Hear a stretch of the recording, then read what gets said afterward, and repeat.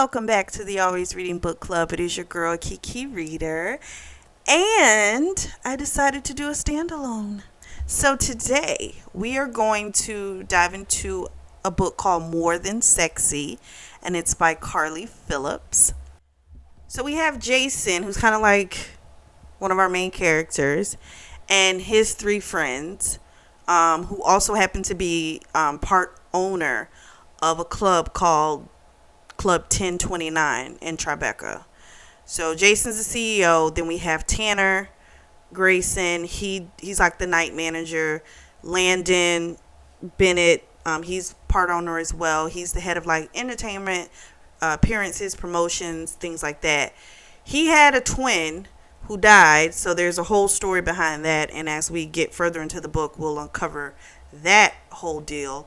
And then there's Gabriel, and you'll hear me say Gabe because that's how they call his name within the book. He is Jason's cousin, but he's also a owner of a club called Elite. So they all met in college, and they have had this extremely close bond since then. They're like brothers. So Jason's on his way to go see his cousin Gabe to discuss business. And he sees two women on the side of the road broken down with like an older looking van. So he was taken by the curvaceous blonde who was trying to change the tire, but it wasn't working, and she kicked the tire in anger, which only just hurt her foot. So Jason gets out of his car, comes up to help the women, and the woman had like a wrench in her hand, and she was like, "Don't you come near us." And I get that, you don't know what a person's, capable of. So the guy was like, hey, he gave his business card to him. He's like, my name's Jason. There I own, I'm part owner of Club 1029. So the woman's friend, she was like super ecstatic because she had heard of that club. And she was like, yeah, we're never able to get in because of, you guys have such long lines. So Faith introduces herself after that point. Jason then asks her, like, have you called AAA? And she's like, does this van look like I have AAA? And so he offers to change the tire for him. So the other woman her name's Kelsey, and she is Faith's intern at the candy shop that she owns, which is called Sweet Treats. So Kelsey calls an Uber and she leaves because the plan for the day had been to go around to different like local businesses and give out free treats to try and maybe drum up some business to the candy store. So since that was a bust, Kelsey was like, I guess she's gone. So Jason finished. He's doing the tire, and as he looks at it, he can tell that tire was slashed. So when he tells her about it, she immediately like stiffens up. But then she says, well, there's a lot of young kids that hang around here. And so she's like, I'm not really shocked that could happen. So Jason isn't really buying it, but he doesn't push her. So the back of the van was filled with the candy that they were going to take to the local shops. And she thanks him and offers him to come and clean up at her place. So he immediately doesn't like that she lives in this area, sees, guys hanging out near her apartment, and he doesn't feel as if, it's a safe place.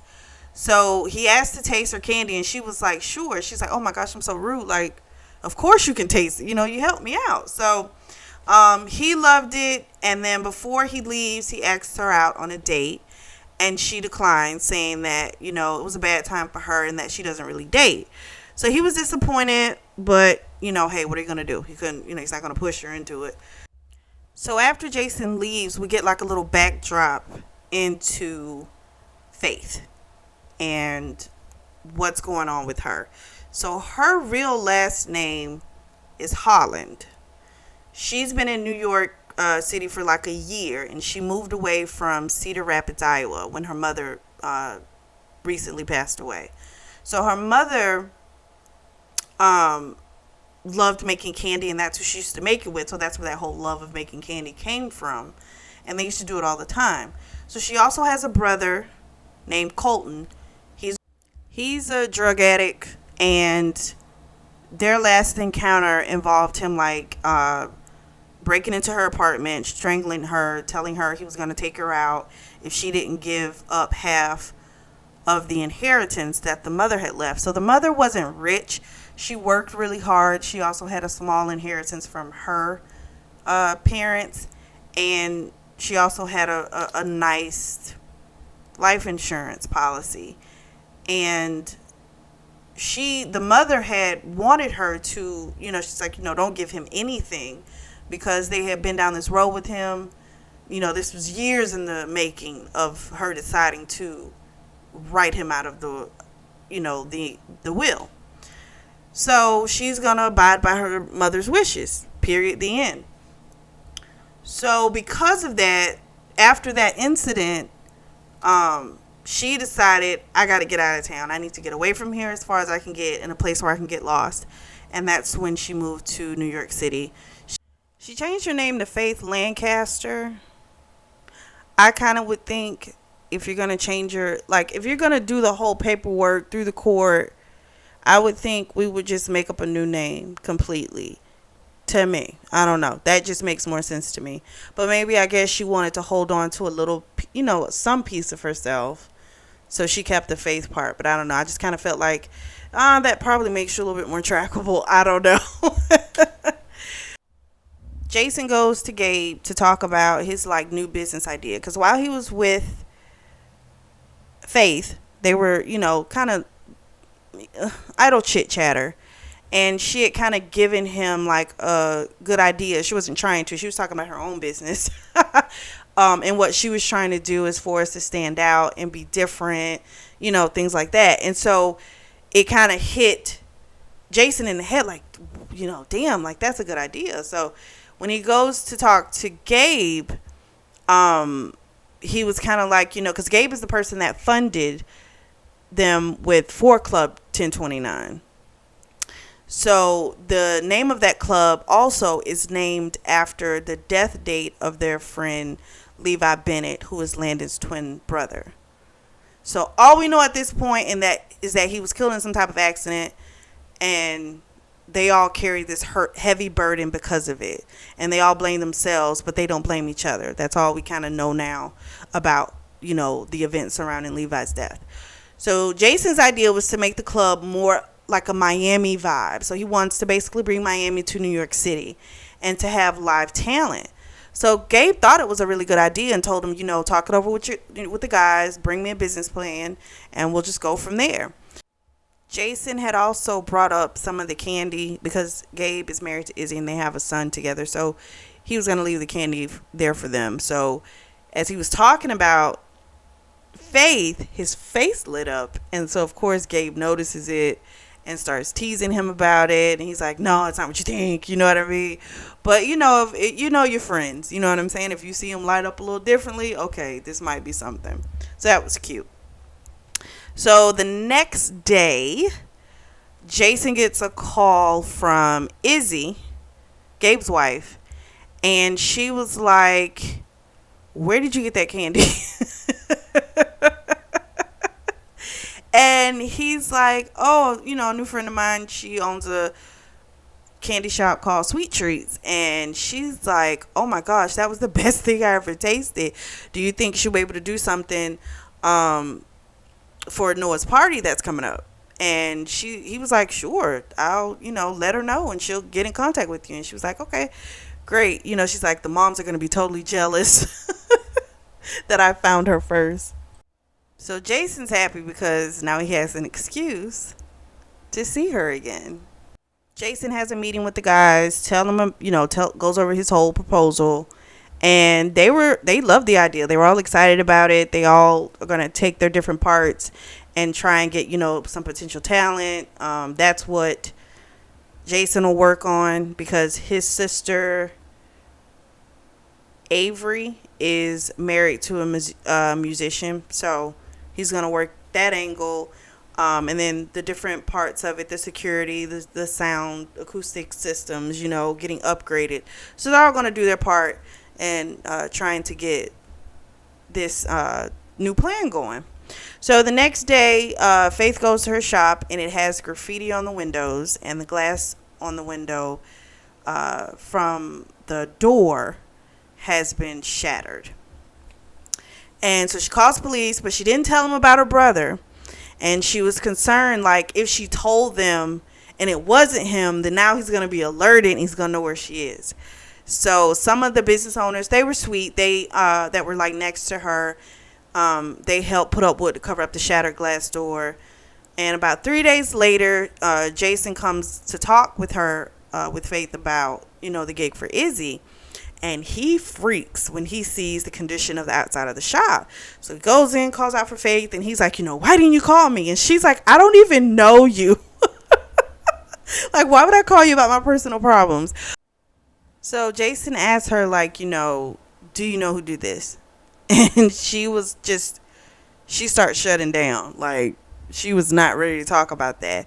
And so he immediately just kind of went into, I'm going to give into these instincts of, I need to protect her. I need to keep her safe. So he calls a friend of his named Sam, who handles like remodel, because when he had asked Faith, like, okay, well, when are you going to get this fixed? And she's like, well, everyone I called, even like outside of the area, they were like, it's going to be weeks before they can get here because they're so booked.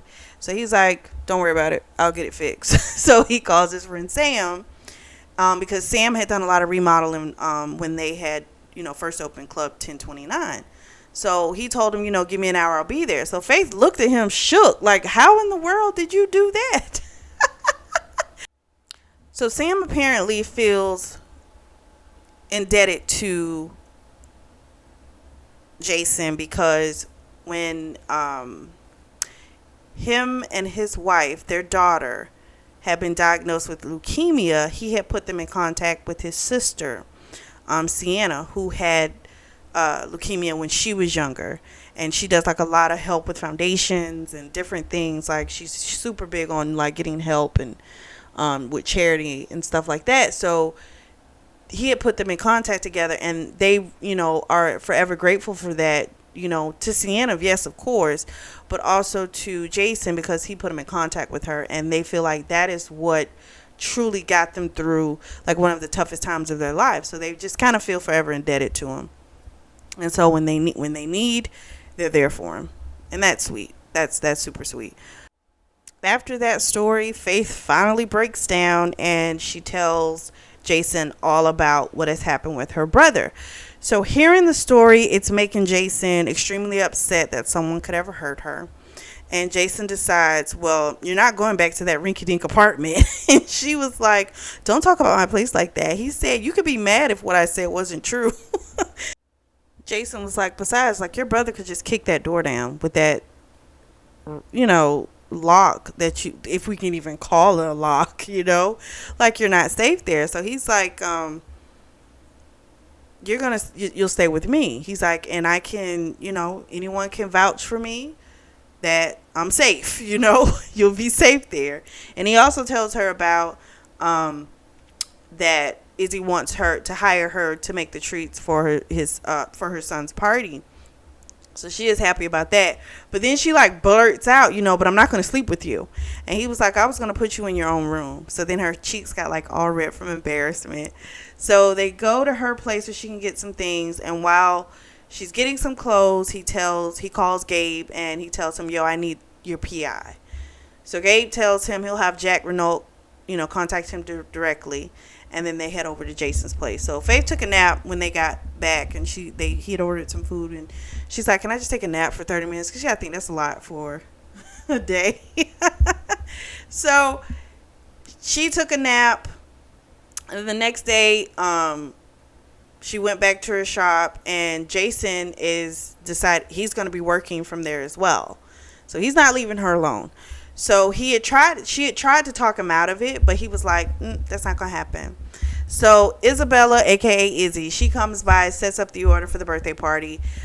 Izzy caught Faith like kind of staring at Jason, and so she called her out about it. And she was like, clearly you two are digging each other. And Faith tried to say, oh, we're just friends.